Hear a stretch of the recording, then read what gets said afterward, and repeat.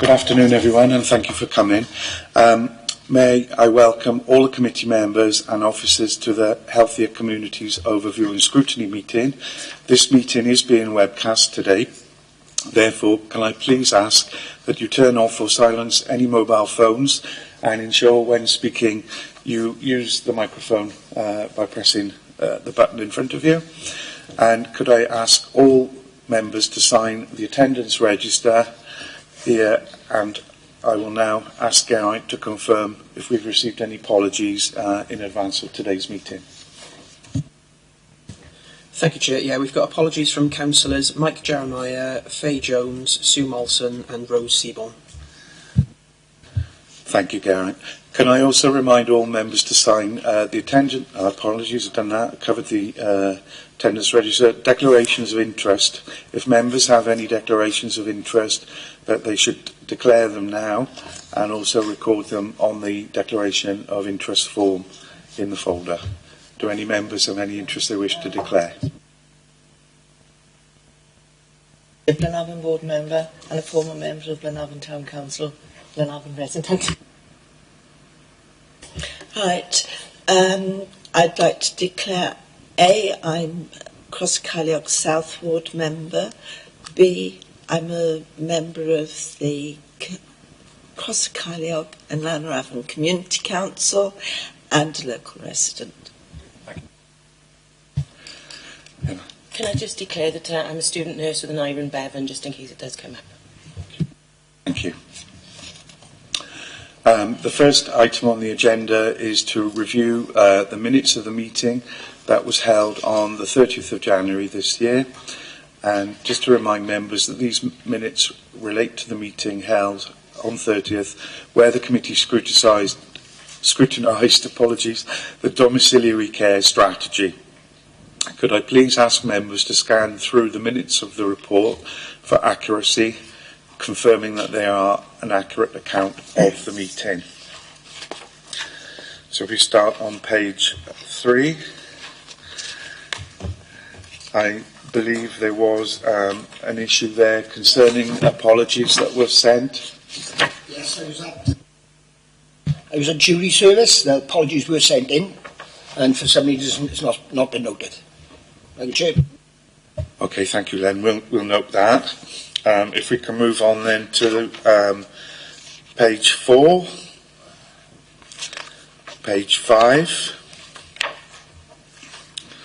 and on page 6, there's an issue on page 6, basically stating that the whole basis of moving to the patch-based approach model was entirely contingent on receipt of funding from Welsh Government.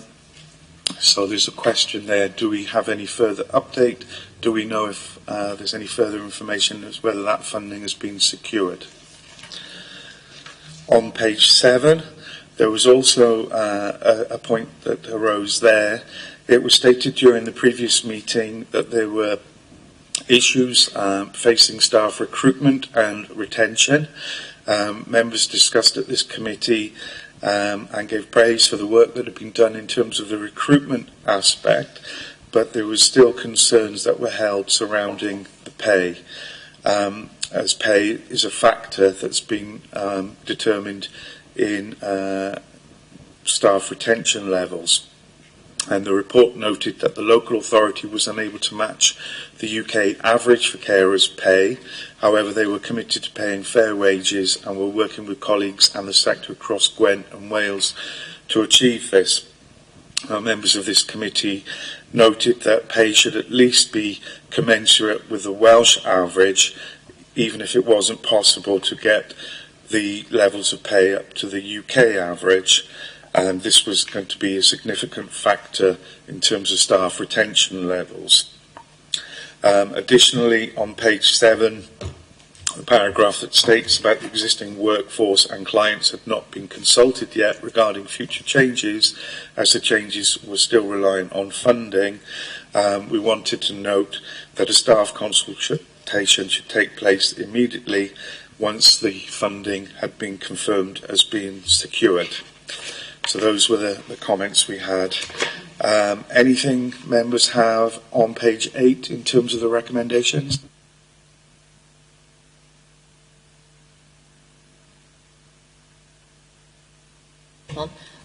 On recommendation 4, have we any update on the event to be organised for carers in recognition of what is happening? Sorry, members, we're still awaiting the responses from the executive member for those. They are due shortly, so as soon as I have those updates and the responses to those recommendations, I'll circulate those to the committee. Okay. Okay, agenda item 4, the action sheet. Please could I now ask Rebecca to give members an update on any actions outstanding? Thank you, Chair. So, no, other than the responses from the last meeting that I will circulate, there are no other updates. Thank you, members. Members, do you have any questions on what we've covered so far? I think No? we've been covered. Okay, thank you, members. We'll move on to the next item, which is the item for scrutiny for today. And the subject for discussion is integrated wellbeing networks. Is Torvine well placed to support community well-being? The purpose of this report is to enable members to consider how this programme contributes to Torvine Council and its partners being well placed to support community well-being. I would like to welcome today to today's meeting Emma Davis McIntosh, Torvine Service Development Lead, Integrated Wellbeing Networks, to the meeting.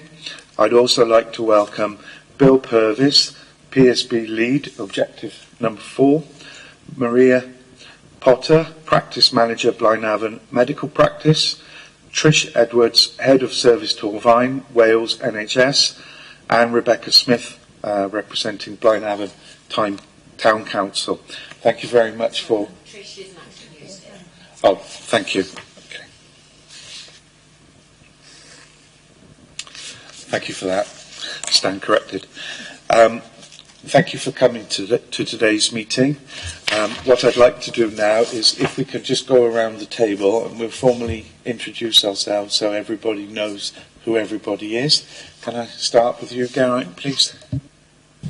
Thank you, Chair. Geraint Thomas, taking the minutes from Democratic Services. Councillor Hugh Bevan, I represent the Pontier and Llanarafon East Ward and also Chair of the Healthier Oversight and Scrutiny Committee meeting. And Rebecca, I'm the Scrutiny Support Officer for the meeting.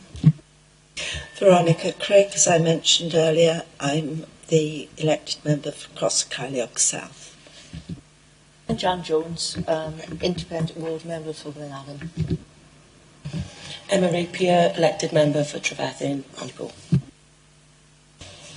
Len Constance, elected member for Brimwern. Rebecca Smith, Healthy Blaenavon Officer. I'm Emma Davis McIntosh. I'm the lead for Integrated Wellbeing Networks in Torvine. Maria Potter, Practice Manager for Blaenavon Surgery. Bill Purvis, I'm here as PSB, Executive PSB Sponsor for the Healthier Torvine Wellbeing Objectives, part of our Wellbeing Plan. Okay, thank you all for the introductions.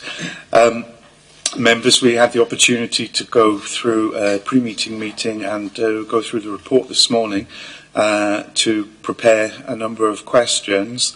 What we decided there was if we could pose the questions to you effectively as a panel, and we haven't tabled individual questions to specific members, but whoever feels best suited to respond to the particular question, please feel free to do so. You needn't feel that that is an exclusive process. If more than one member wishes of the invitees wishes to speak on a particular question or subject area, please feel free to do so. We had a significant number of questions identified this morning. We've tried to prioritise those and whittle the questions down to a smaller number to be mindful of time constraints. Councillor Len Constance has to leave the meeting today at about 3:15 because he's got another appointment, but that shouldn't affect the proceedings of the meeting, we will just conclude as per normal, but be mindful that he does need to leave at that point. Okay, so without further ado, we'll roll on to the first question, and I'll ask that one. Whilst the programme focuses in 2 communities initially, the long-term ambition is to roll it out more widely throughout the borough. How widely is it hoped to be rolled out, and how will you achieve the coverage for the whole of the Torfaen region? So, effectively, the ambition is that this approach is rolled out throughout Gwent. So that will be the whole of Torfaen. I think the emphasis really does need to be on getting the model right in the first place, which is why it's concentrated at the moment in 2 communities. And there's lots of learning to be done, and every community is different. So it's about finding how those principles are implemented in Blaenavon and in Crossceiliog and Llanarafon, which the 2 of those are quite different. And once we have some real learning from those communities, we can share it elsewhere. We've already had some other suggested communities, such as Abersycon, suggested actually by a pharmacist in Abersycon Pharmacy, through the Garnsycon Partnership, and we've also, at the member seminar on Monday, Thornhill and Fairwater were suggested to us. So, as and when capacity is available, then potentially they are the next 2 communities we will start to look at. But having said that, the Wellbeing Information Objective and the wider Wellbeing Workforce Objective, both of those, we are looking Torfaen-wide at delivering on those objectives. So on the Wellbeing Information, working with the Adult Social Care Patch teams, and on workforce development with my colleagues in the wider public health team. So we are hoping to be able to do more of that kind of work in the rest of the borough. Thank you. Members did wonder whether the 2 sites had been specifically chosen for the geographic locations, because there was the perception that there was already some degree of access to these services in Pontypool and Cwmbran already through the Civic Centre being located here, and also any additional information in Cwmbran through the library, and the fact that there's a drop-in centre there as well. So did that factor into the equation at all in terms of determining siting of suitable locations? I think just to add to the first question as well, is that the PSB are conscious of the need to learn the lessons as quickly as we can from this, because there's a real benefit in rolling this out once we've got some understanding, as Emma has said. I think the choice of Blaenavon initially, and the PSB thought long and hard about it, was that there has been some interventions there. It is a community with particular challenges. Some of the work we did in establishing the wellbeing assessment showed that there were some challenges and more importantly some real opportunities with the network that was there to address those challenges. So it was seen as somewhere where we could do some good, but where there was something to work with, particularly around more self-work and more positive input from the community to address well-being and healthy ageing. So I think that was instrumental, Chair. Thank you. I don't know if anyone wants to add more. Thank you for those responses. Oh, sorry, do you want to add something further? I just wanted to say something about Crossceiliog and Llanarafon. The reason for the choice there was driven largely by the Torfaen Integrated Partnership, which is a health and social care partnership, and the particular pressures that the older population in those communities were placing on primary care and social care. Thank you very much for those responses. The next question we've got, can I hand over to you, Janet, please? The programme was launched in April 2019 and funding has recently been confirmed until the 31st of March 2021. What will happen after the 31st of March 2021? Is there a high risk that the funding will cease? It's one of my biggest frustrations, to be honest. Until recently, I was only funded until the end of May this year. So it is positive that we've got that extra year's funding. So my goal really would be to embed the foundations of the approach, so that should the funding be pulled, we have the changes have been made within communities and amongst professionals that will have some foundations and be able to be built on, because we, in the very long term, I don't think we should be dependent on roles such as myself to be able to facilitate this kind of work. I think it's the kind of things we should be doing naturally.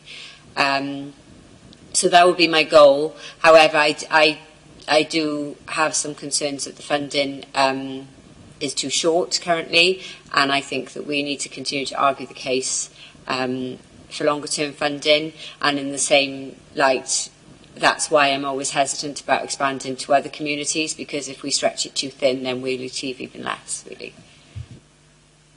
I'll just add to that. It's a very good question, and it's the normal question about grant funding coming in, and then when the grant funding disappears, so does the benefits or the new services or the new approaches that have been followed. PSB is acutely aware of that, and to me, the reason we're so interested in this is because there's an understanding that we want the public bodies want to work better together. We want this programme to show us how the public bodies themselves can invest in working differently, as Emma says, in time, for that to be business as usual, and the kind of role that Emma is fulfilling would be part of the structure and part of the way we do our jobs. It's a moot point as to whether that sort of significant change, because it is a significant change, can take place in the amount of time that's been allocated in this project, but rest assured the PSB will be are on this, and we can see the benefits coming out of it, and we do want to ensure that that transfer is done in a way that doesn't leave a gap between the project finishing and our organisations being able to pick it up. Thank you, Chair. That really is a concern of mine, which I've spoken about, and the people will be very actively involved, and if there's no funding, it'll go back to what it was. So I'm glad you're addressing it, and I hope you'll keep us updated. Emma, please, if I may, I'd just like to pick up on the point you made in terms of the responsibility and accountability, and the comment you made particularly about you feel that this should be something that's done by Torfaen naturally. Can you elaborate on that point a little bit more in terms of how you would like to see that delivered in the future, and would it be through the PSB? Thank you. So what we have at the moment, that I'm sure members will have heard in other scrutiny issues, is across public services and also internal to local authority and health board, we have services and teams that don't necessarily work together in partnership. They work quite separately. They have their individual objectives and they work to deliver on those. And there are huge gains for them to be working in partnership and to working more collectively within our communities, treating people holistically, treating communities holistically. And sometimes it's a real challenge to get people to understand that. But we all know that that is the way forward. So I would like people to naturally to work like that, and that's from individual officers all the way up to strategic directors, to think more widely than themselves and their own goals, and to think about the person they've got in front of them and what does that person need, rather than I want to deliver my service to that person. Does that make sense? It does indeed, and thank you. I'm sure members will reflect on that after we've asked you to leave the meeting, in terms of when we're looking at proposed recommendations. I do feel there'll be further debate around that point. The next question we've got is for Councillor Janet Jones, please. I'm just open to anyone to answer this. The programme is funded through Welsh Government at Healthier Wales. How much allocation has Torfaen Council put into it?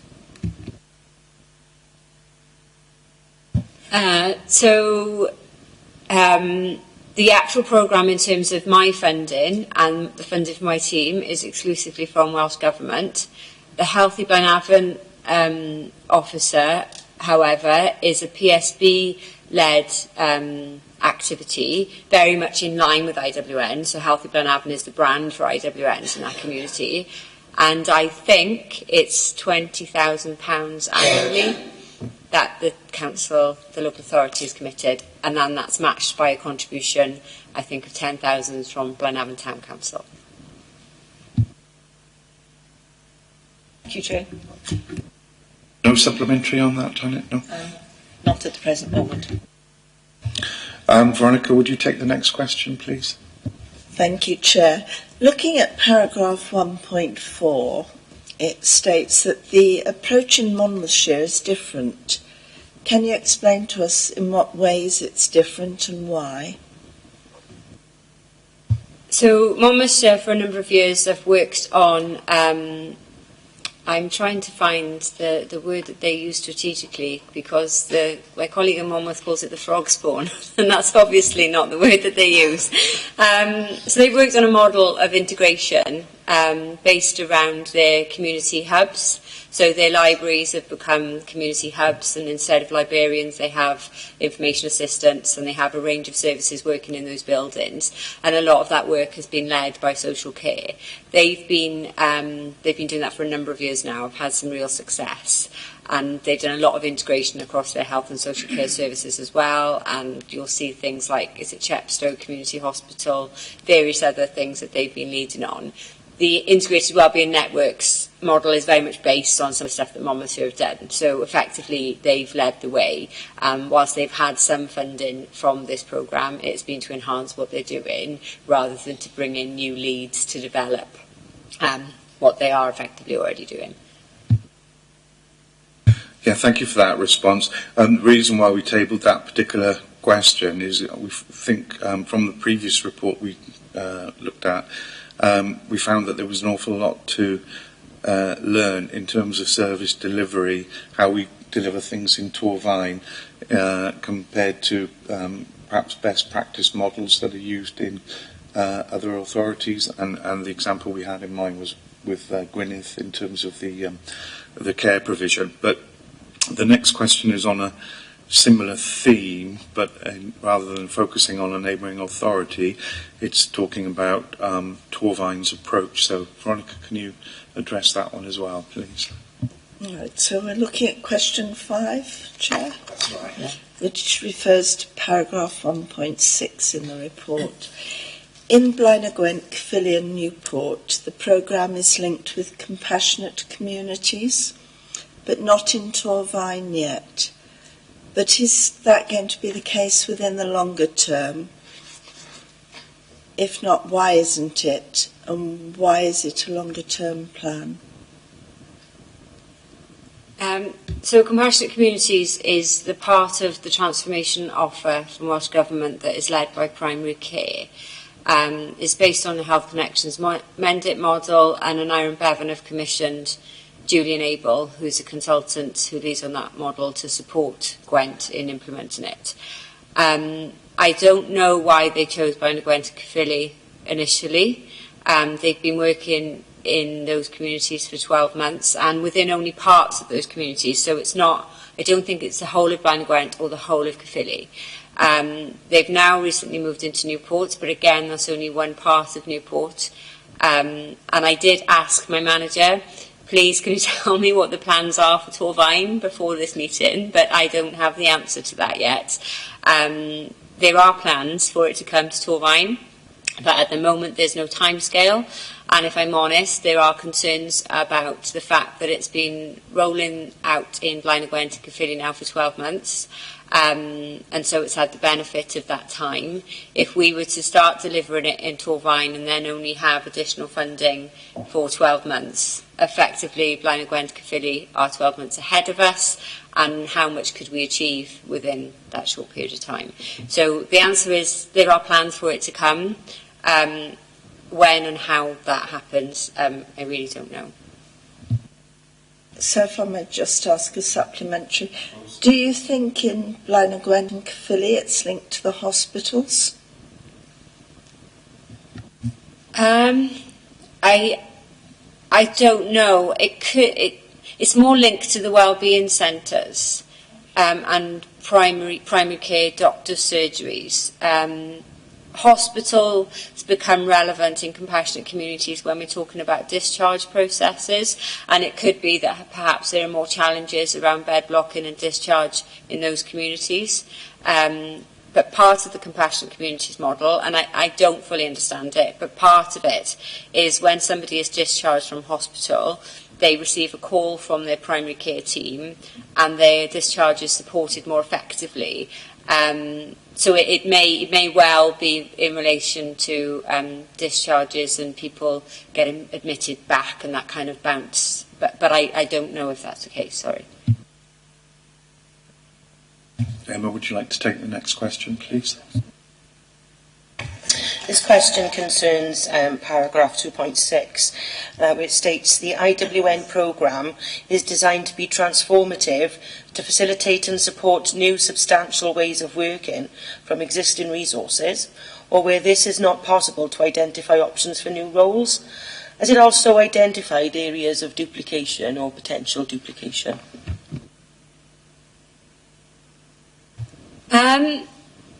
It hasn't.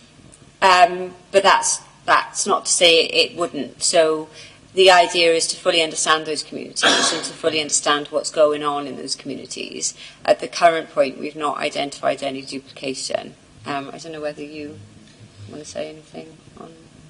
No, we haven't, not yet. No, I think where there may be the potential for duplication, we've encouraged partners to work together. That's what I was going to and say. bring. It's more about working together. So yeah, to create a bigger offer rather than people doing the same things. To really maximise what we've got on the ground. I might be happy with that answer, and the supplementary I was going to ask, we've answered. So. Thank you, Emma. The next question we got, can you please take that one, Veronica? Thank you. Looking at paragraph 2.6 again, it does say there's no manager for Blenavon Resource Centre, and we were wondering, are there plans to put a manager in place there? So there's been some talk about locality management, and in relation to that conversation, there have been some suggestions that perhaps we need a hub manager in the resource centre that's linked into that locality management. There's no firm proposals on the table and no funding attached to that at the moment. I think it's something that needs to continue to be explored. So Maria looks after the premises management for the building, but that's not the whole bit of how everything works. But then customer services are slowly picking up quite a bit around the coordination of the outreach support. So it's possible that we could find a way of working that doesn't require a manager. I don't know whether you've got any thoughts on that. No, not really. Sorry. It's kind of it's a thought that we just need to continue to work through. Can I just pick up on a point from that answer, please, Emma? I think it probably would make sense to have, as you suggested there, or implied there, a hub manager to have oversight and responsibility of not just Blaenavon, but all the other hubs as well, if we're looking to try and emulate the service provision in Blaenavon, is to have someone who have overall responsibility, because there's interconnectivity between the hubs and also coordination and dissemination of information and service provision. But we're going to come on to a few more questions surrounding that. I don't know whether in the model, whether we're going to need to have multiple Marias as well, one in each location. What's your thoughts on that, please? So Blaenavon is unique in that the fact we've got the GP practice within the building of the resource centre, and we've got a very proactive GP practice. Really excited by this opportunity. In other parts of the borough, we don't have that kind of building, so we need to look differently at how we connect primary care to to the other activities going on in the communities, and that does ultimately mean working with practice managers, because they are the links into primary care, and we've got some really good relationships developing with Llanarafon and North Road. So I think practice managers are key, but they'll be key in different ways because it will operate in different ways due to the nature of the buildings we have.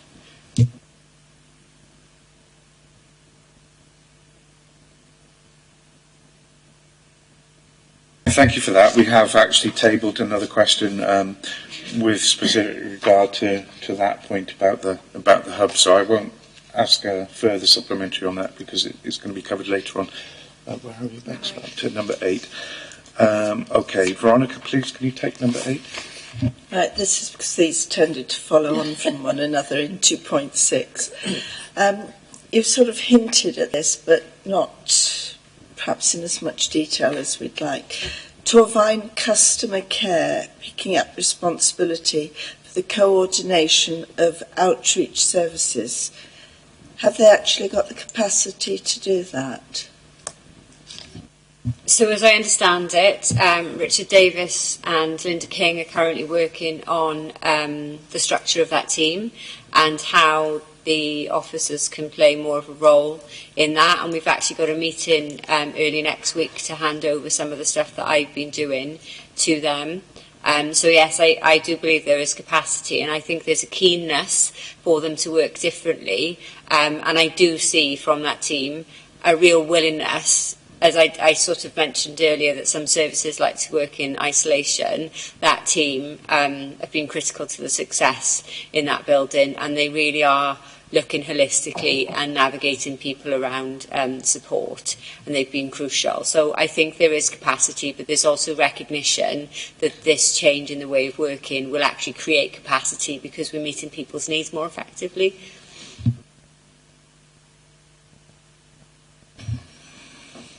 Janet, please, can you take the next question, number 9? Yes, yeah. This is in relation to paragraph 2.7 on page 22 of our report. Social prescriber role has been vacant for some time in primary care. Why has it been vacant for some time? Is it needed? And if you do get a social prescriber, how will it be financed?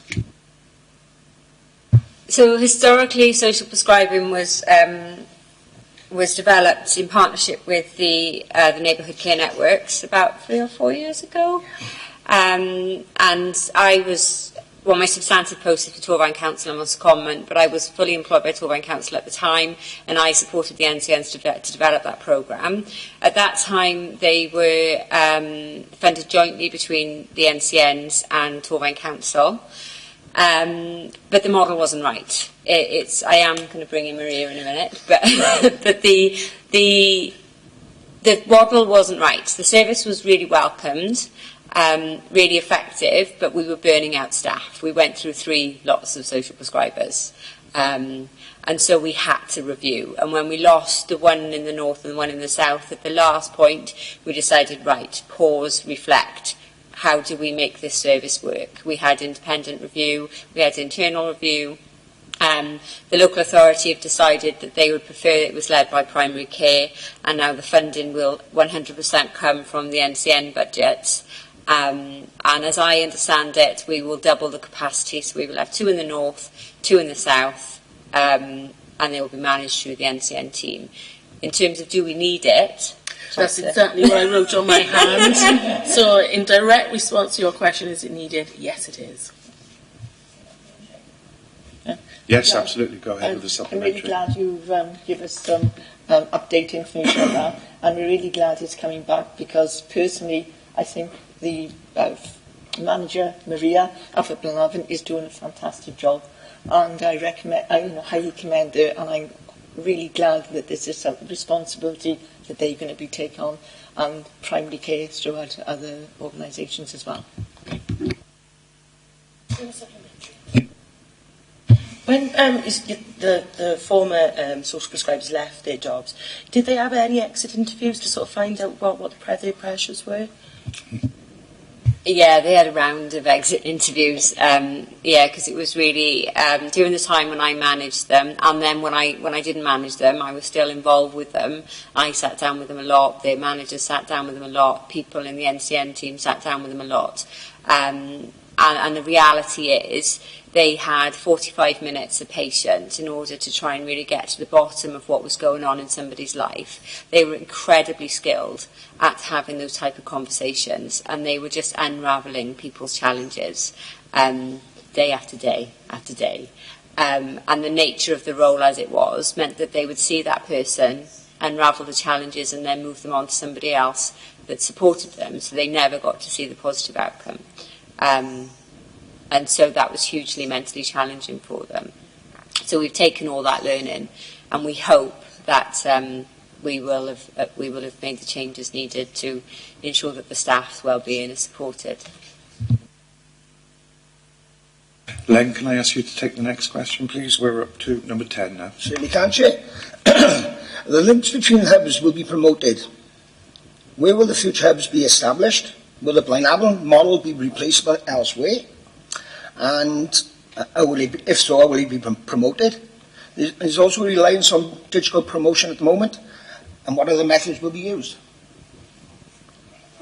So in terms of hubs, and I'm not sure whether sometimes it's an overused word, but what we mean in terms of hubs in relation to integrated wellbeing networks is any building within the community that people access for something.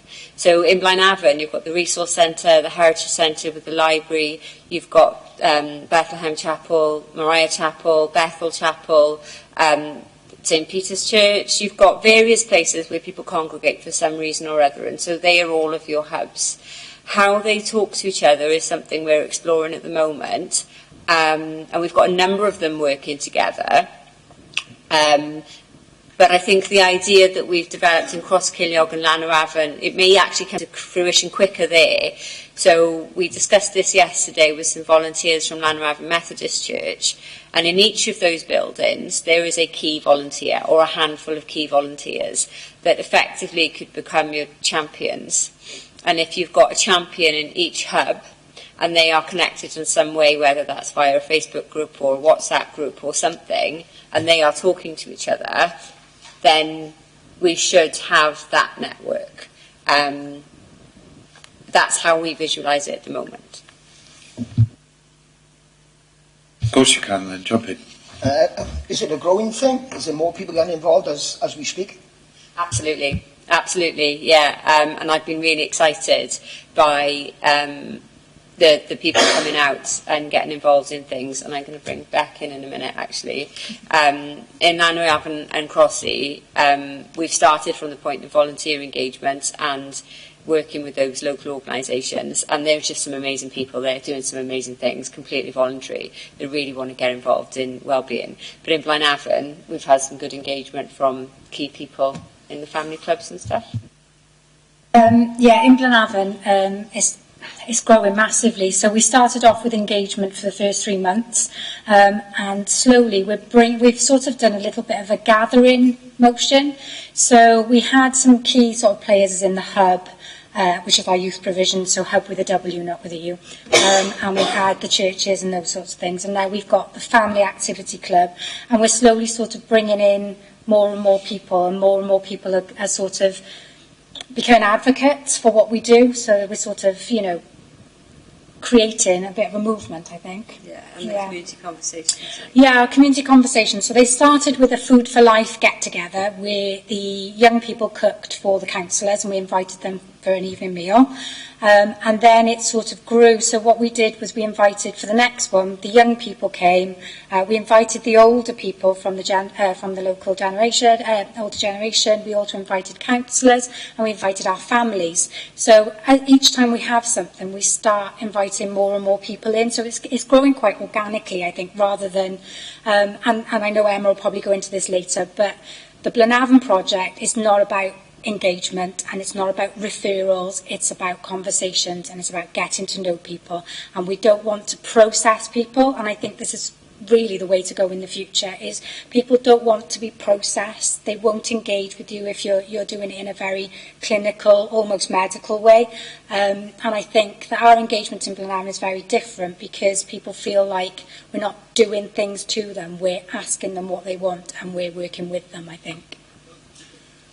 Can I ask a supplementary to that question as well? Because during the course of the discussion, it moved on from the original question. But I wanted to ask in terms of how the new model going forwards can accommodate disability groups, for example, in terms of accessibility and dissemination of information. The report specifically mentions production of directories, and I wanted to know whether that would be produced in things like an audiobook format, or people with a hard of hearing, visual impairments, and even in terms of accessibility to the hubs themselves, a disability friendly approach. Is that factored into the model? So interestingly, last night I went to the Redeeming Our Communities group meeting in Blaenavon, and I think his name is John from Blaenavon Wheelers. Mentioned disability and how we can engage more people in the Blaenavon Wheelers, and how we can engage those people more in wellbeing activities. So we had that conversation last night, so it's quite current. We are very keen to access those people and support them, because we know that mobility and transport is a particular issue in Blaenavon, and that is going to be more so if your mobility is limited. But in terms of perhaps sight and hearing loss, all of the information in the What's On guide, certainly in the longer term, we may not achieve this in the short term, but in the longer term will all be on Dewis. And the Dewis website is fully accessible, so it's got some functions on there where you can make the text bigger. It's got an audio function, and if you're in a public library and you don't want to listen to that audio function there, you can download that audio and take it away. It's got a range of languages, and it's fully accessible. So the idea would be that all of the information we gather is on Dewis, and then it's in an accessible format. But as of last night, we need to start the conversation around disabilities and with disabled people.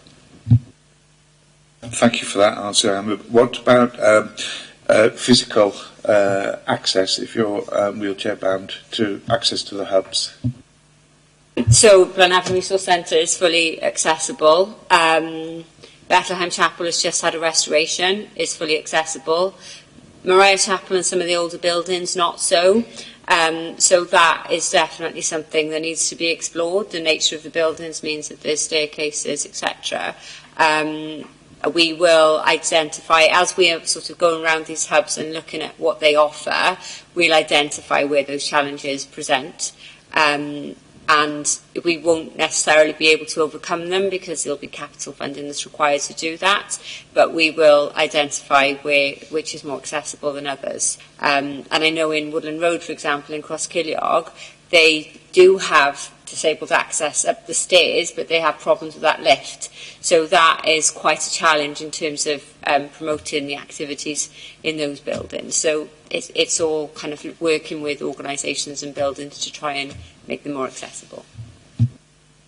Would you be aware of any particular grant funding to bring in modifications to achieve that? I mean, obviously something like this has got to be an important consideration in determining the location of future sites.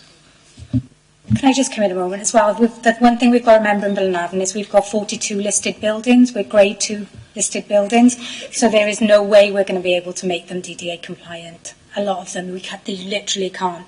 So we're going to have to look at other ways around that and looking at other buildings, I think, definitely. So we can't promise to be able to change things when it really isn't within our remit. Sure, I accept that that's a consideration, obviously, in Blaenavon, but I'm talking about now in terms of when this is rolled out to establish new hubs in other parts of the borough. That's what I was focusing on. Absolutely. I mean, the crucial hubs, the ones that deliver public services, for example, be an absolute priority for disability access. I'm not aware of any grant funding that can help other buildings specifically, but it's certainly something we can direct people in to work with TVA to find funding for things like that.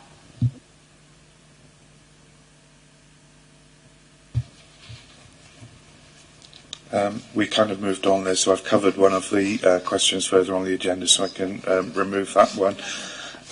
So the next question we've got then is about the Healthy Blaenavon Steering Group. Janet, do you want to take that one?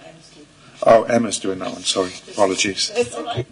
The Healthy Blaenavon Steering Group, when will the composition and parameters be defined, and what sort of population are you looking at to be on the steering group? So will it include everybody across the sort of diverse spectrum, so, you know, service users, ward members as well included in that?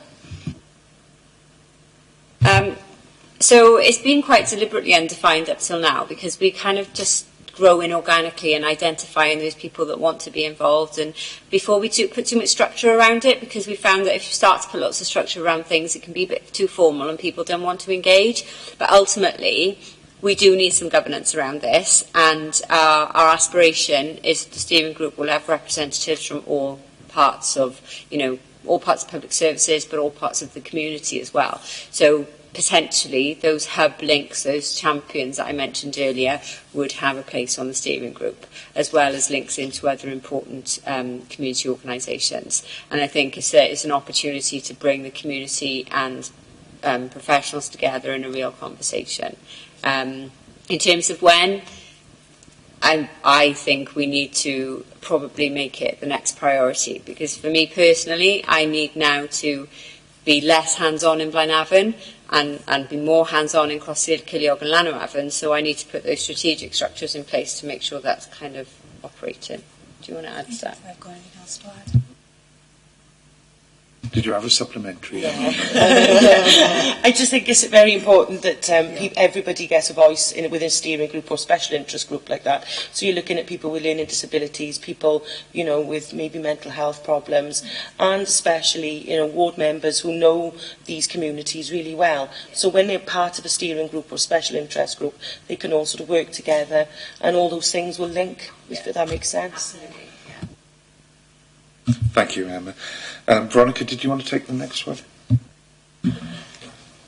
Yes, I will. I partly know the answer to this anyway, but I think other people were interested to find out. The development at Woodland Road Sports and Social Centre, can you explain how you believe this will be funded? So, I can't really answer that question. I can say that I've been working with the Hub, who are leading on that development, but I've not had as much engagement with them as I might like.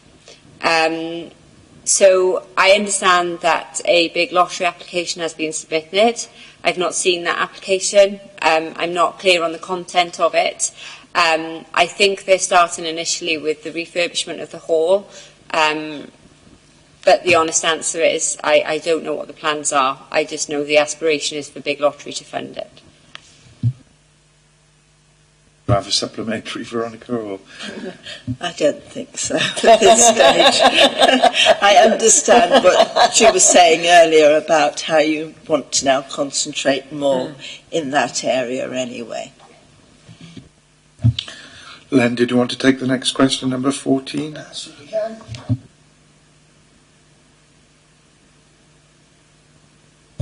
And what is being done to progress it?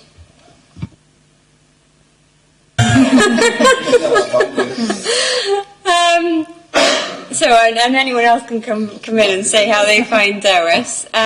So DEWIS is the National Information website database for Wales, and has always been promoted as such. I think in the early stages the functionality was quite poor. People found it difficult to use, and so that put people off using it. People stopped using it rather than feeding back on why they found it difficult to use. In recent times there's been more of a focus on using it, because ultimately we have to work with it. The principles of DEWIS are absolutely right, and we just need to continue to feed back on the functionality issues. And there are a number of conversations ongoing at the moment with a range of partners, and education and adult social care within Torfaen Council are those partners. We will be working with local organisations to get their information onto that or the alternative platform of Info Engine, which talks to Dewis, and we're working with the Dewis lead and with TVA on that to run some events locally and some awareness raising. So I think the reason it's been slow is because it's not necessarily fit for purpose yet, but we will continue with it, and the ambition is that we work with the Dewis database, there's Data Cymru Wales that to lead on it, continue to work with it to make it more fit for purpose and promote it. Ultimately, it provides a really good opportunity for people to access information. Any supplementary on that at all? No, you're happy? I'll bring up a point. We did have a question tabled on this, actually, but since you've expanded in your answer, with the two separate systems, obviously we thought that they were coming from different organisations. That's why there was the two separate systems in existence. What can you do in terms of ensuring data consistency? So Dewis is there for all types of organisations, so statutory, third sector, commercial, any type of organisations. Info Engine is there for third sector only. The consistency is what we would like to see is that any third sector organisation that is on Info Engine is also on Dewis. What that requires is for when they put the information on Info Engine, they tick the box that gives permission for it to transfer to Dewis. In the same way, if they go in through Dewis, they tick the box for it to be transferred to Info Engine. So locally, TVA lead on Info Engine, our colleague Alex in Adult Social Care leads on Dewis, and I obviously lead on information. So the three of us are now working together to try and bring some local consistency. Okay, thank you. Where are we up to? That's 15, is it? Janet, do you want to take this one, please? This question is relating to paragraph 5.8 on page 25 of the report. Adult social care loneliness consultation. Who did we consult with and how did we consult with them? What level of feedback was received and how are disability groups being involved? Unfortunately, the person who could answer that question really fully wasn't able to attend today. So my limited knowledge of it is that there were about 800 responses to the survey, a combination of hard copies and online responses. A lot of those hard copies were distributed through partners such as Bronavon and Melin, but also through local hairdressers and shops, etc. They've taken all of that information and they've now produced a draft report, which I have seen, in terms of what the loneliness issues are across Torfaen. They've taken a lot of learning from that report as well, as if they did it again, they have other ways, there's things they would have done differently.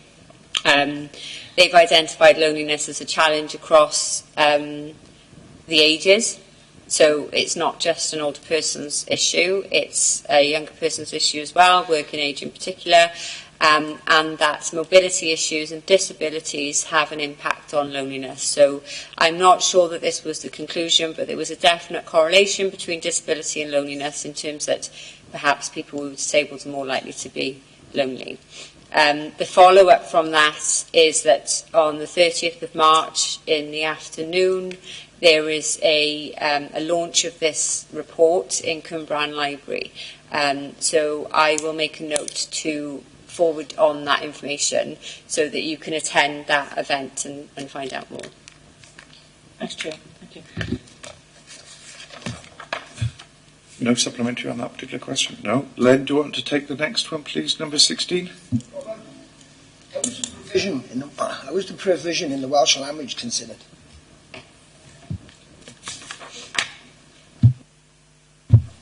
So everything that we produce in hard copy form will need to be translated.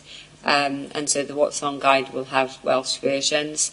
Dewis is translatable into lots and lots of different languages. So in terms of information provision, we will make sure the Welsh language is covered.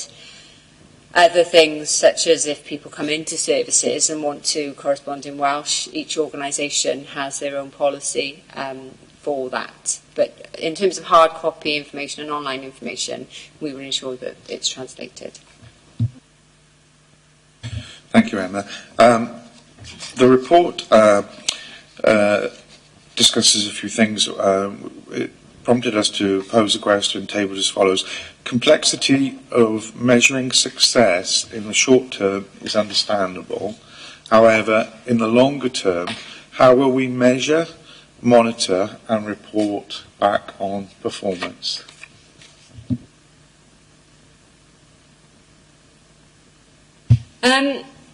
So ultimately, the aim is to keep people healthier within their communities. So in the longer term, we would expect to see a reduction in presentations to primary care for particular issues. We would expect to see a reduction in prescriptions for certain types of drugs. More widely than that, health is so linked to social determinants that we would expect to see more positive social outcomes for people as well. We would expect to see reductions in our social care pressures.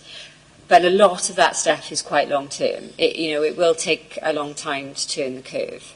In the shorter term, we've got IPC working with my wider team to help develop an evaluation framework so that we can identify those kinds of things that we can measure now. And certainly from talking to people directly within the community, I would hope that community feedback, individual feedback, case studies, etc., will really help us to highlight the potential success in the long term, but we'll have to highlight that at an individual level. Sorry, Emma, I've got a subsequent. Oh, sorry. So, there's different ways of measuring success. So, the quantitative data, yes, we can see in a couple of years' time as the lists of medications gone down. The more qualitative data is going to be difficult for us to get hold of, because if a patient is successfully self-managing themselves, they stop using the GP practice. So I'm not quite sure what the answer is, but it's a long-term result that we need to look for. Can I just add a point as well? Sorry, on that. It's a really, really good question, and it's at the nub of a lot of the thinking around PSPs, not just around health, but around the other aspects of our wellbeing plan. And the answer is, I think, in the short term, is as simple as talking to people. Yeah. It feels different for them. That's good. That's a good start. But we are also well aware that it needs to transform and manifest itself in the pressure on services and just on how communities feel better about themselves and individually and as a community. Okay, if I may ask a supplementary on that. Thank you for the comments on that. It is important that we have some degree in terms of the measuring the success of the project. If I can give you all a bit of a steer, what I was hoping to get additionally covered was coming back to funding again. We know that this is short-term funded. What I was hoping was that the frameworks that have been put in place now and will put in place all the building blocks to effectively leave a legacy in place if the funding is withdrawn. I hope that future funding will be secured to continue this project, but given that that's an unknown at this point in time, can I ask you to respond in terms of the framework and deliverance and the potential legacy aspect of what's being built on already, please? So for me, I feel that we've got a bit of a legacy in terms of the way that Blaenavon Resource Centre is working already. We've seen some real ownership of the activity in that building being taken by both the practice and by customer care. So in the legacy, and we've had a discussion this morning about somebody from the practice being the key lead for care navigation, linking in with the customer services team, that relationship starts to develop over the next few months. facilitated by me in any way that I can in terms of training and staff development, then there's no reason that shouldn't continue once I'm gone. The fact that the services are in the building and the customer care are coordinating all of that, there's no reason that shouldn't continue once I'm gone. So I have a real confidence, actually, that some of the stuff that we've got done in Blaenavon will leave a legacy, even if I was to go in the next couple of months. But IPC are working, and I do apologise, I forget what IPC stands for. There are some consultants that are working with our wider team on a framework for evaluation, and they're working on a 1 year, 2 year, 3 year framework, so that people will know the kinds of things that we need to continue to monitor, and they will have that information to hand. They will continue to collect that, and hopefully that will help them drive change in the absence of a lead for the programme.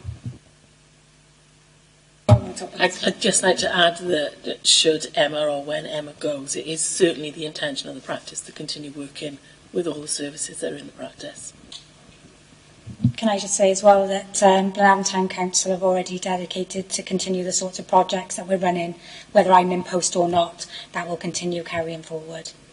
I think, in terms of a bit of management jargon, form follows function. So what we're trying to do here is that if we can demonstrate, when we demonstrate that this approach works, then the idea will be that will then drive how our public services are organised, and therefore who we appoint, but those people who we have at our discretion, how they will be empowered to work. In other words, the jobs that they will do. So that will be one way of measuring the benefit, will be that we have a slightly different public service that works in a different way in the future. Yes, I think you've partly answered what I'm going to ask, but thinking ahead, I wanted to be sure that there was some agile thinking going on, because at the moment we've obviously got a major problem with people in my age group, the post-war baby boomers, and in a period of time that peak will obviously start to drop down, and you're going to find that you have a gap. And are you going to be able to service what will be quite different demands? In other words, have you looked at that and proportionality? And also the fact that our communities will change as housing areas change quite dramatically in the next 5 to 10 years. Thank you. That's very prescient. That is at the thinking. If you think to our wellbeing plan, it is couched in different phases, and certainly a lot of the thinking around future. There's a lot of thinking around future, as we're required to by the Wellbeing of Future Generations Act, looking long term. And you're really right there that the interventions we need to do need to be customer led, and those expectations and those individuals will have different strengths and weaknesses, different areas that we need to be aware of. So yes, we are aware of that in the long term. I think at the moment we're focusing on getting it working now. Getting it working now, demonstrating proof of concept that this is going to help now. And my own personal view is what we're trying to do here will work in the future. It may be some of the ways we do it, some of the tools we use might be different, but the basic fundamental principles of how we work with communities are going to need to be like that in the future as well.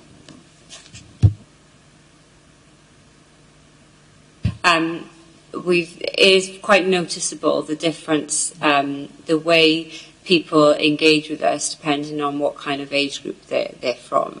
So yesterday afternoon, I spent a fantastic couple of hours with some older people in Blaenavon. Definitely a certain demographic, definitely a certain way of engaging. If you then compare them to maybe those people of working age, they think differently, they access services differently, they engage differently. And so we need to think about our approach now as well, of how we talk to those people and help them to get them to help us shape what comes next. I think that's an important point you made there, Emma, as well. We're undertaking as a council some work with regards to Forces veterans, and I think it's important that the information service delivery needs to be suitable for everyone. We don't want to focus on one particular demographic, like the singling out the elderly population.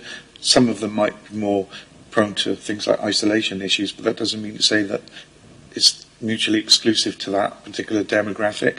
So what I'd like to see is a tailored suite of information, including information that might encompass things like the disabled groups of people and specific information relating to armed forces veterans and support for them as well. But I don't think we need to have a one-size-fits-all approach. That's what I'm trying to say.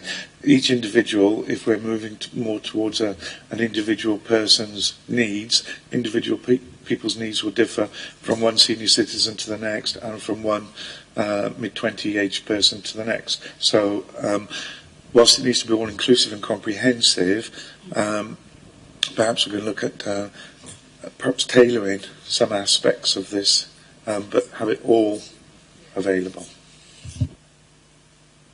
I think for me, it's the way that everybody who's delivering a public service treats people, and they treat them as people, as individual people, and they have proper conversations with them about what their needs, wants, aspirations are, and they respond to that appropriately, because everybody is different. And the workforce development strand really helps us to try and focus on delivering that message. I mean, there are some amazing people, amazing staff across all of our services using that kind of approach right now, but we just really need to embed it more widely.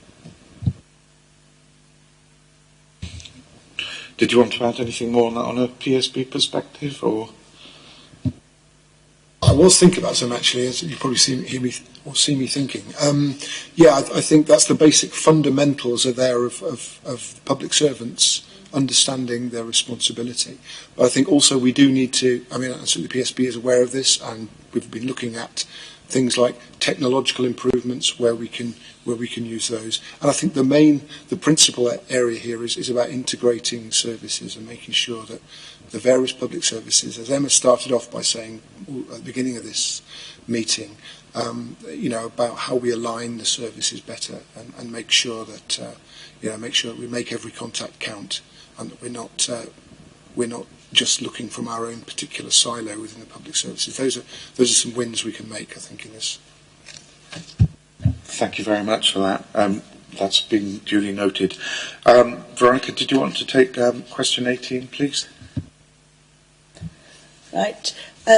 It's in 6.2 that we're looking on page 26.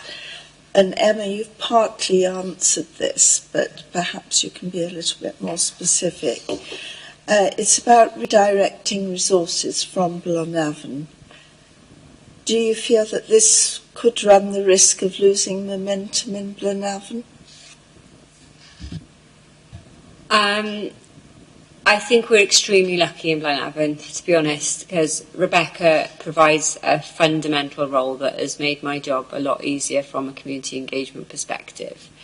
And then in the resource centre, Maria and her team and the customer services team are now starting to pick up some of the stuff that was taking up a lot of my time. I need to extract myself from some of that more detailed work and some of that more operational stuff. And whilst I do have a little bit of concern that we will lose momentum, I actually have quite a lot of confidence in the people that are now in Blynavan, that I can start to step away a bit, because it's not all about me. I provided the direction and the momentum, but I really do feel that the energy is starting to build whether I'm there or not. And actually, people are coming to me far less now with queries they can just deal with themselves. They're just getting on and dealing with things. So whilst I have a little bit of concern that I redirect some of my time and resource across Ceiliog and Llanrwefn, I think we're in a place that actually things will continue. And as long as I get those strategic structures right, the steering group, and I still have a way in of kind of keeping track of the overall plan, Today I feel positive. Tomorrow I might feel a little bit differently. But absolutely, I think I need to redirect some of that energy into Cross Ceiliog and Llanarafon. And having done that over the last couple of weeks now, I'm tired, you know, and I've discovered how far they are apart. So managing my time is really important, and managing the resource we've got in the programme is really important. I think on that point, it just reinforces the need for a hub manager, doesn't it, really? Okay. Sorry, Chairman, I was just going to add to that and just say that, I think it's important. It's really important that Emma does pull herself out of it, because I think it's really important to test the work that's been done. And I think Emma will always have that, because the way she works, she will also always be there to help out, but gradually moving away. And I think if it'll be a testament to A, the people who are there, and B, the processes that have been put in place as to how that works, and some rich learning for us from it. Okay, Emma, to move on to the next one. The next question concerns paragraph 6.6. There's a culture on dependency on public services, something that we tend to exacerbate with our language and behaviours. How can we address this so that the public is empowered to take greater ownership? That's a brilliant question. So what I was kind of hinting at there is we had a conversation with some partners, not health or local authority, at a meeting a few weeks ago, and we were talking about engagement. And we heard them say, we struggle to engage people in this community. We tell them we can help them, but they don't want our support. And I just said, well, have a little look at the language you've used there. You're talking about help and support, and people sometimes don't recognise they need help and support, or sometimes they're too proud to access that help and support. Why don't we just go and have a conversation and a cup of coffee with them? And I think that, from our experience, that will yield far more effective results. And you will start to get them to think a little bit differently when you have a proper conversation with them. And I've had a couple of conversations with people themselves where they actually start to come up with their own solutions just because you've engaged them in that conversation. But culturally, we do still have an issue, and it will take a while to break. That if we're sick, we go to the doctor, when actually we could be looking at our eating habits, our exercise, the amount of fresh air we're getting. There's things that all of us can do. So the bit about public services change, I think we just need to change some of our language and be a bit more relaxed in the way we engage with people, and they will accept our support if we just call it something different.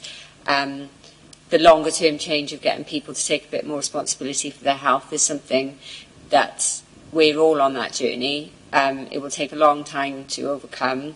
But what I am quite passionate about, which isn't always very popular, is I think anybody who's leading this change needs to walk the walk as well.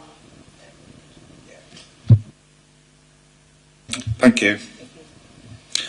The next question I've got is two-part. How confident are we that we've included all the relevant partner organisations that Torvine works with? And the second part of the question is, again, in terms of inclusivity, but how confident are we that we've included all of the various associations and organisations in this?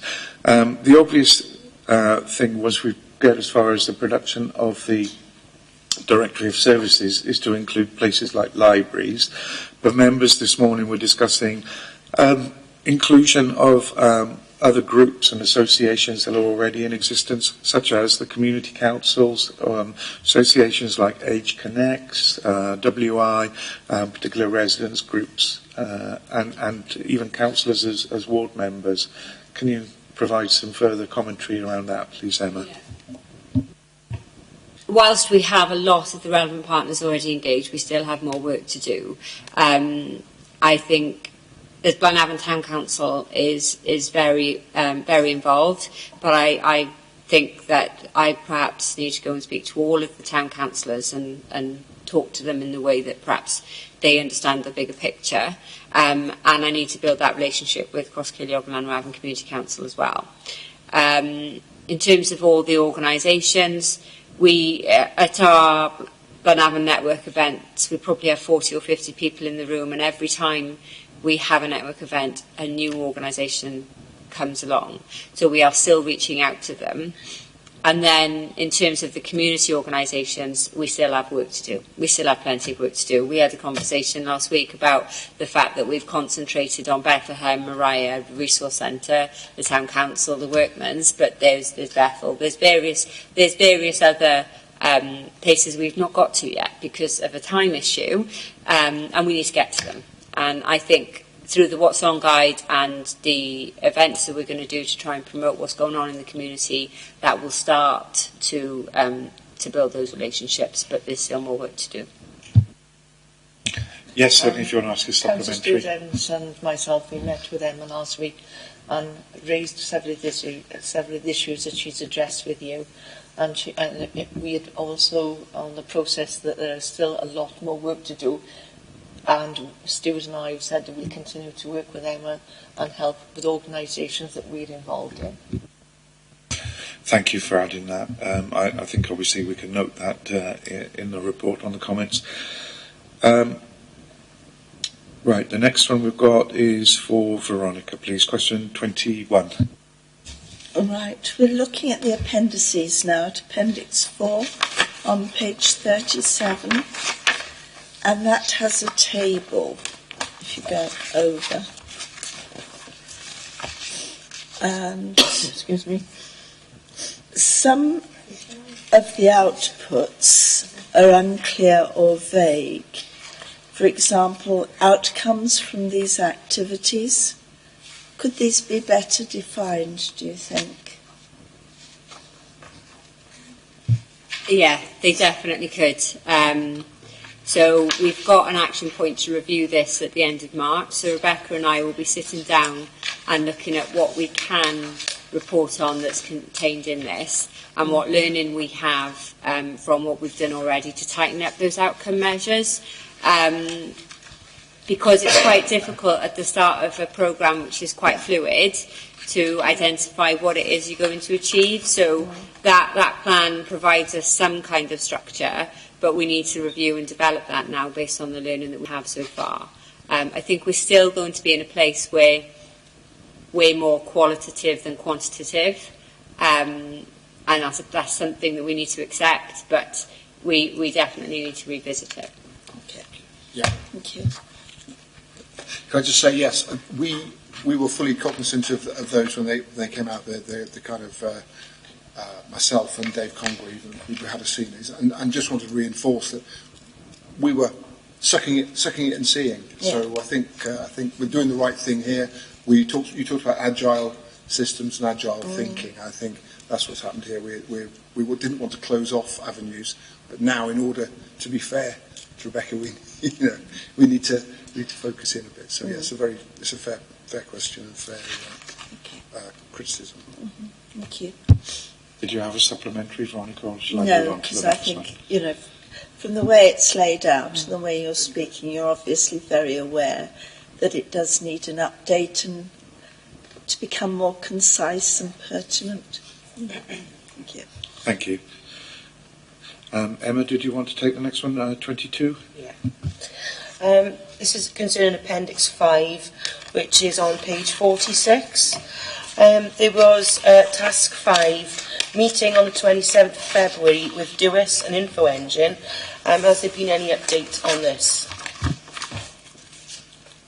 So yes, that's when we decided that we're going to hold 2 local events, one in Blaenavon on the 2nd of April, I think, in the evening, and one in Cross Ceiliog on the evening of the 30th of March.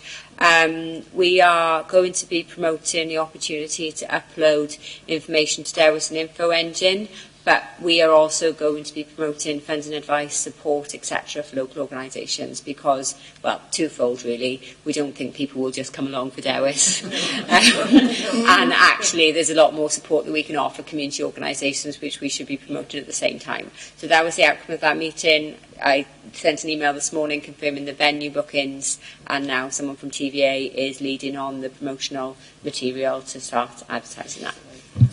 I'm happy with that. Thank you. Okay, thank you. Thank you, Emma. Can I? Yes, Veronica, do you want to come in?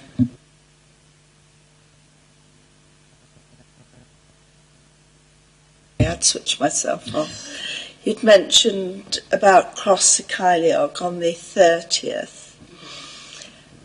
In approaching different organisations, have you been in contact with the clerk to the Community Council? Because we, as you probably are already aware, we have a number of groups that we give grants to. They're not just specific to Cross y Ceiliog and Llanrafan because of the very nature of where Woodland Road is. But quite a few of those groups you could contact and get local representatives coming along. Absolutely. So we need to, once we have the promotional material, we need to share it with our networks who can then share it with their networks and send the message far and wide.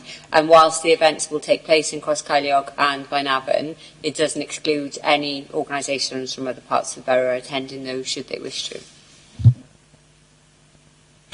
And I will say, and finally, and you'll be pleased to know this is the last tabled question, I will give members the opportunity to speak up and see if there's anything that they feel that we've missed during the course of the questioning that they want to add if they've come up with a new question. But also I'd like to give, at the end of this question, each of you the opportunity to add anything further.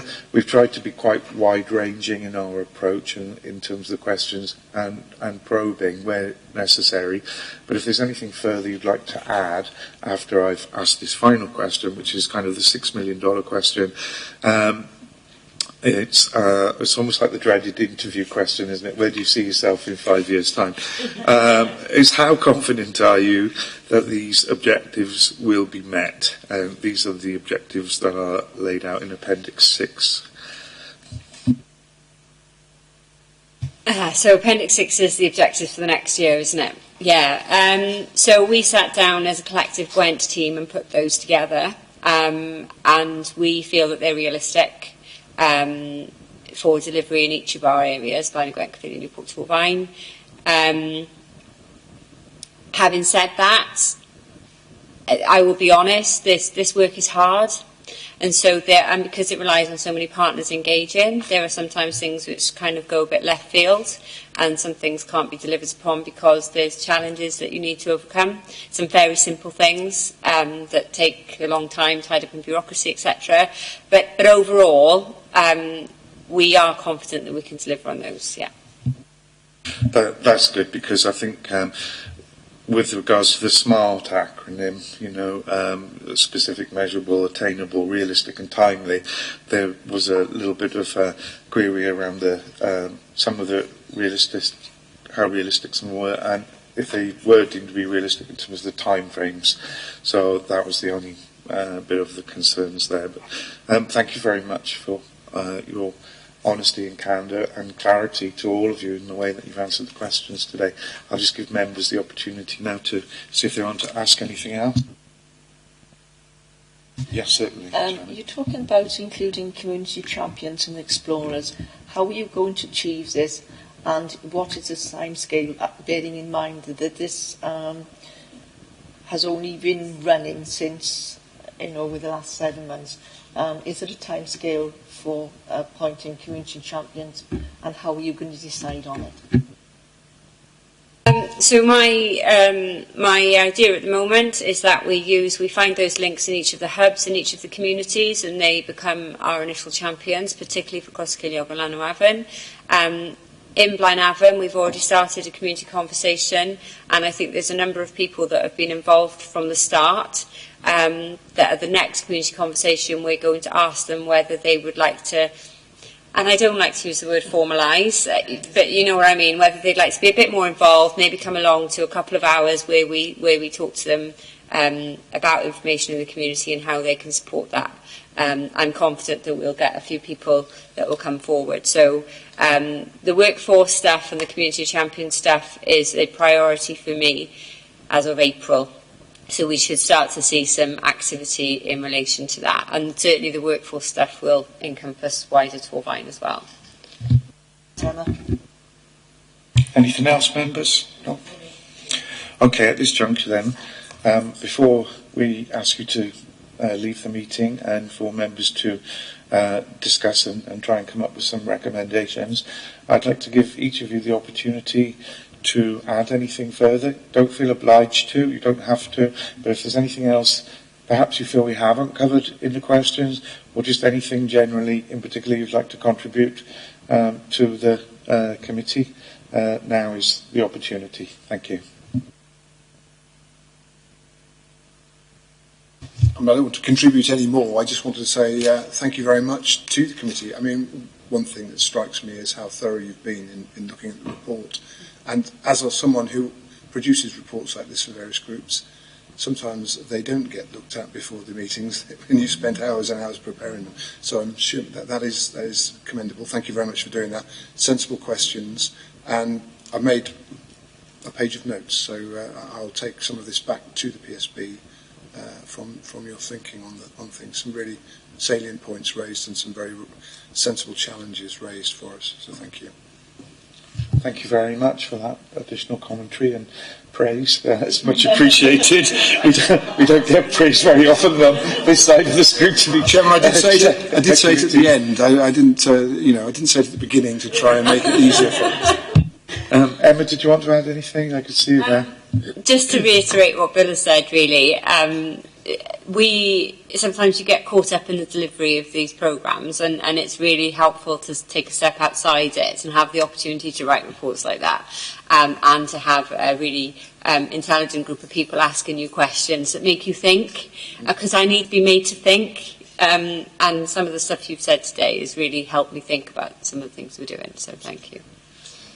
I'd just like to thank you all very much for giving up your time and energies and for the production of the report and coming along today and answering the questions with such candour and clarity. It's very much appreciated. It does make our lives a little bit easier. So just to thank you all very much and wish you all the very best. And if you now don't mind, please leave the meeting. We will move to the deliberations. Thank you all again.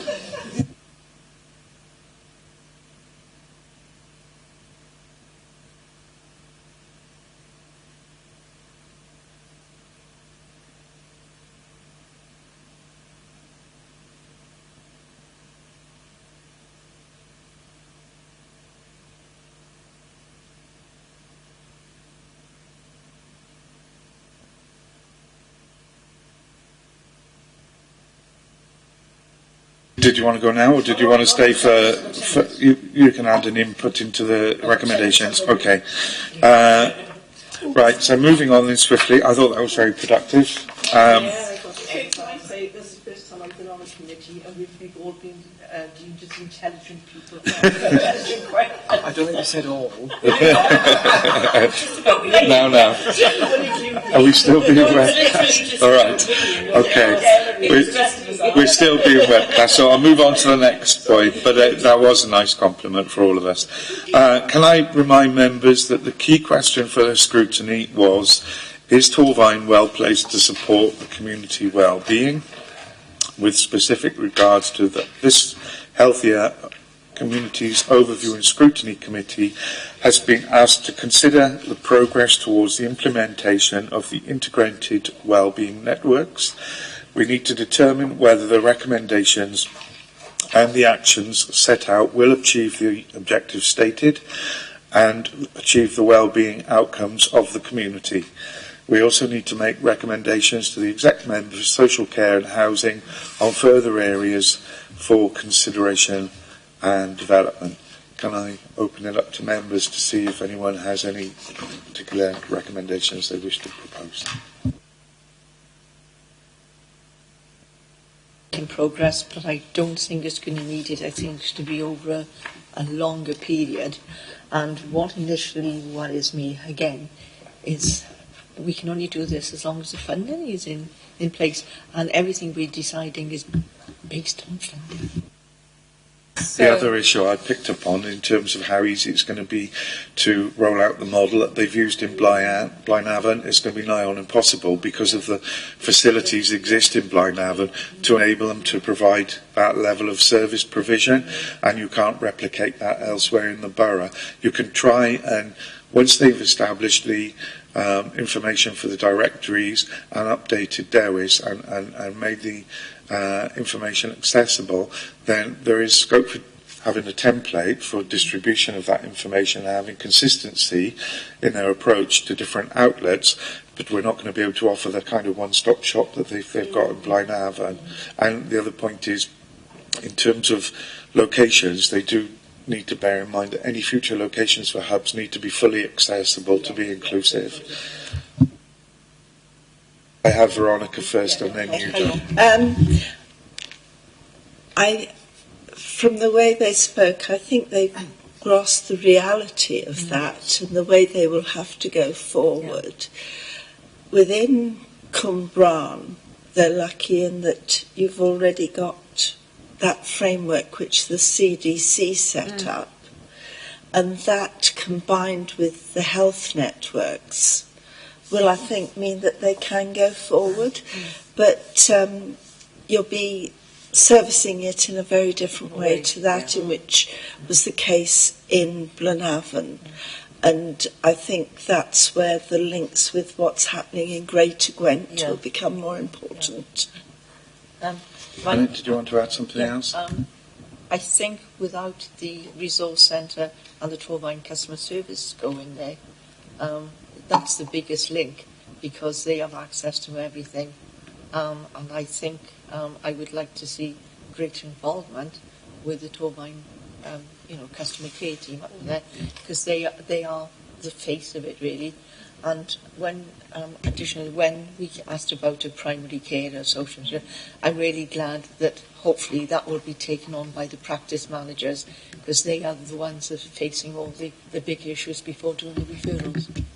I've got concerns over momentum as well if Emma does leave the project in terms of who will be driving it forward. I think from the point that was made by the gentleman from the PSB, she's been very influential and instrumental and a key player in part of the service delivery already, and I think there's a potential risk there if she does finish or move on to other tasks. Before I come to you, Emma, please, I'm aware that Len wants to leave. So, Len, do you want to add anything quickly? We've covered basically everything as though I can see we need to cover. Very impressed. Very good. Okay.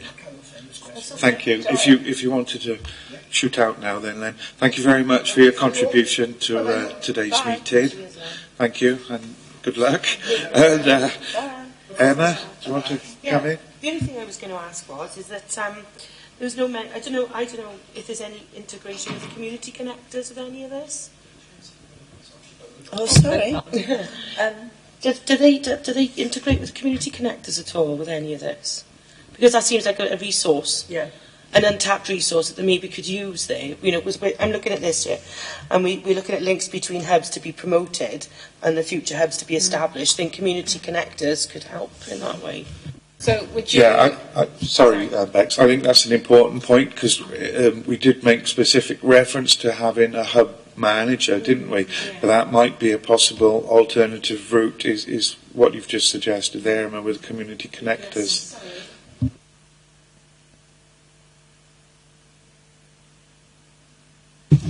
At the top of page 23, it talks about the follow-up events, working in partnership with ABUHB, Community Connectors, Age Connects, Llanrafn Methodist Church, and the GP surgeries. So that's the one in Cross Caerleog and Llanrafn, but they will have replicated that already in Blaenavon, which is where it started. So there is that link.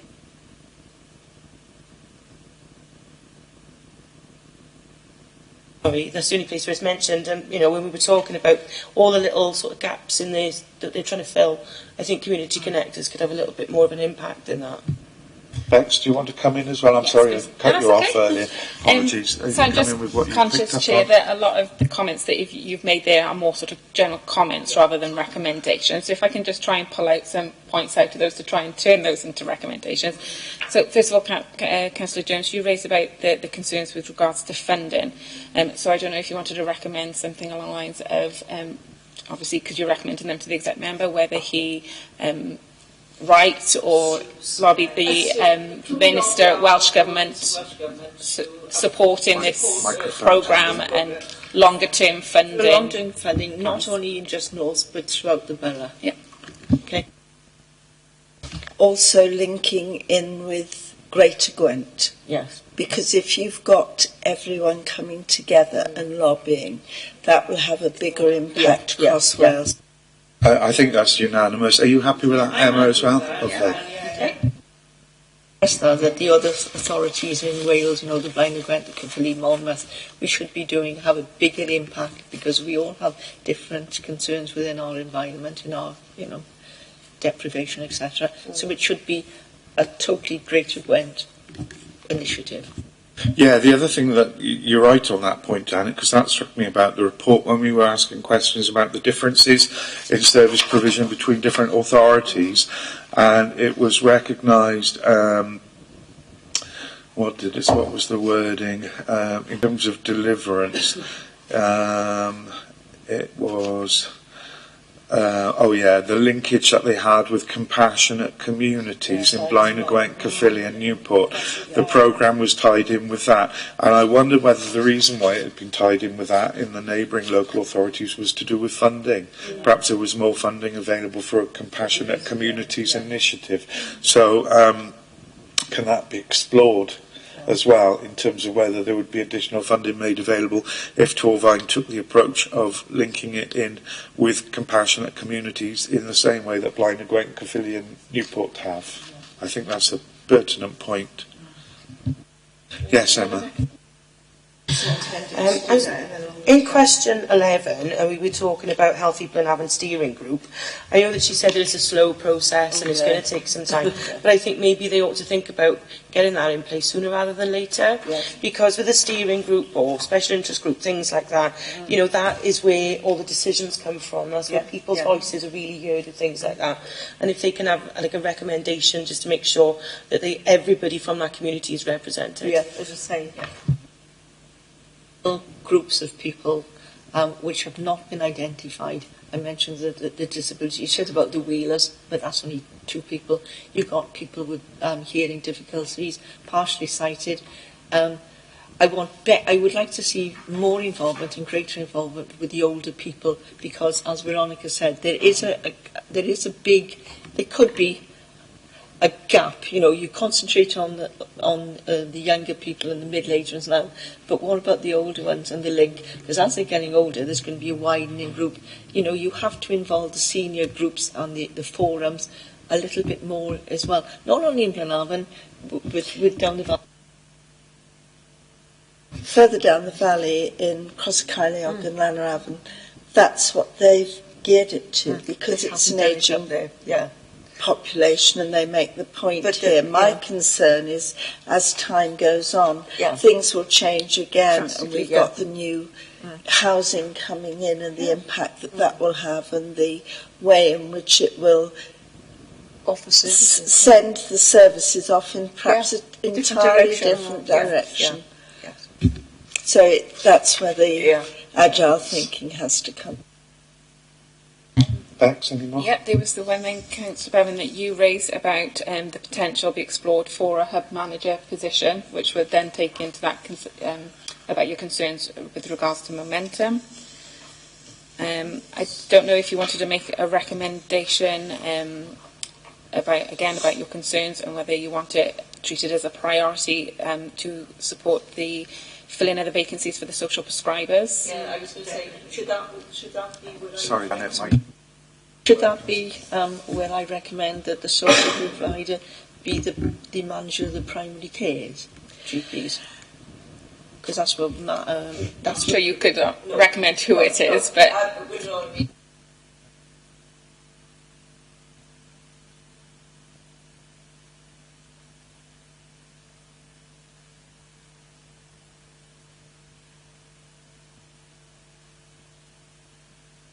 that's your words into you. Yeah, because she was quite clear that they've reviewed it and decided they prefer primary care via the NCN teams to take that on. That's So that's perhaps what our recommendation should be. Yeah.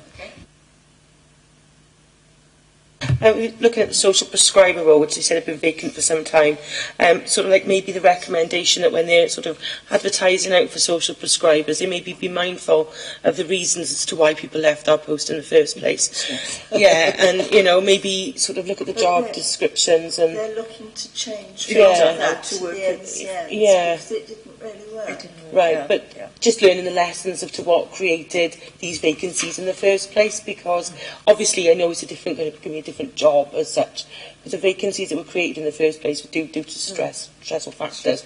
Is there something they can do to sort of mitigate those stressful factors to make sure that people don't leave these positions again and leave them without anyone? If that makes sense. Yeah.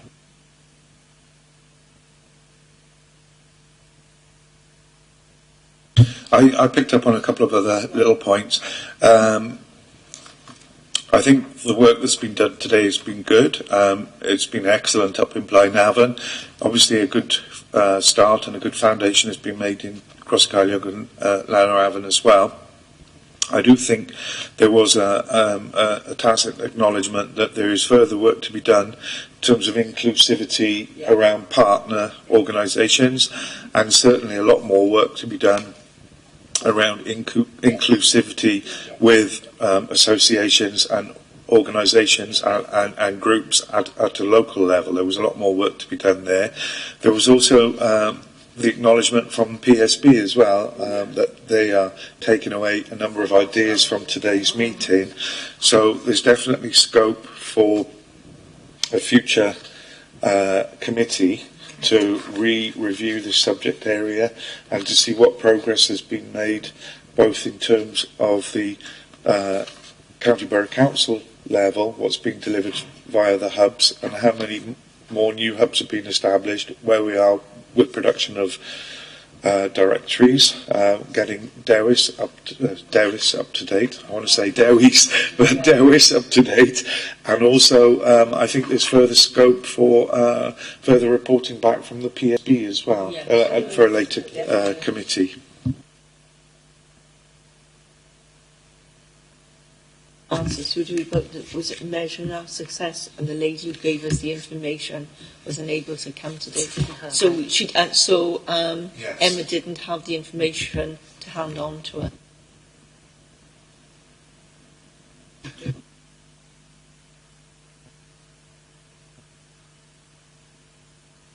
Page 21. No, question 21. 21. Apply. Some of the outcomes are unclear or vague.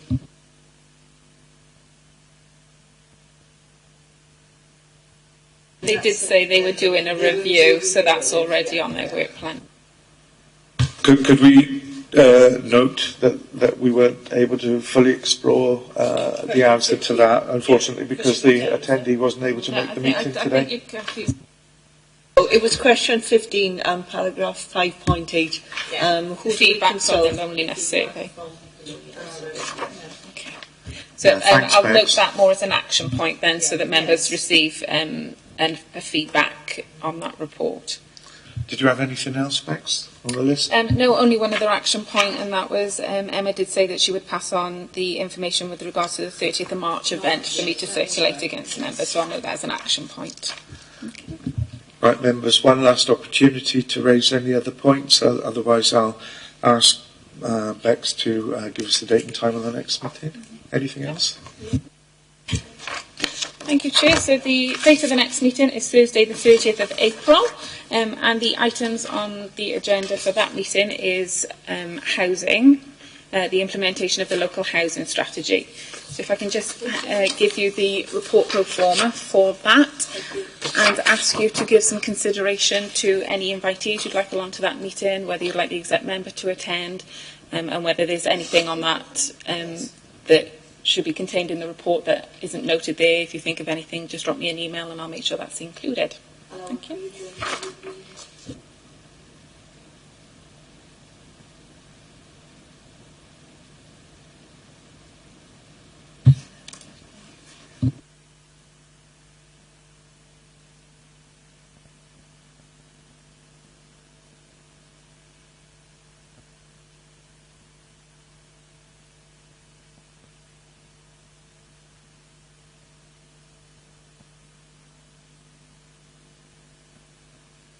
Should be, so it'll be looking back at how they've implemented the plan in 1920. Okay, so yeah, the pre-agenda is the 28th at 2 o'clock. So effectively, Bex, this is a review on the last year's performance in terms of where the targets met against what they envisaged at the beginning of the 1920 operational plan year.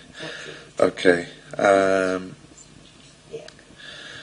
Where you've got clearly detailed new actions that will be delivered, obviously that doesn't pertain to the previous period, does it? If it's new, it's going to be in the next period going forward. So it would be anything that they've raised as an issue from the last one that they need to develop going forward, I would assume. So it's sort of 21. Okay.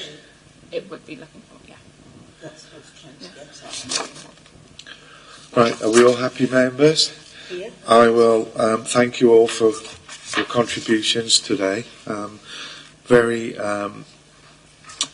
probing, and thank you for your bringing your relevant experiences and expertise to assist with that.